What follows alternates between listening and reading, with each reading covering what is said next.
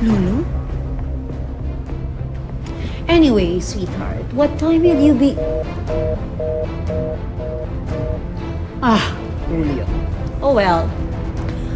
Nasan si Berto? Tinawag na po, ma'am. Good. Andito na po si Bert. Oh, Berto. Madam, Kumusta na ang Sir Ivan mo? Meron na bang update sa kanya? wala pa po. Mukhang matindi talagang kalaban yung lolong na yun. Ay, si Lolo. Hindi pa rin sila tapos? Gaano ba kakomplikado ang pagpatay sa lolong na yan, ha? Nasaan ba sila?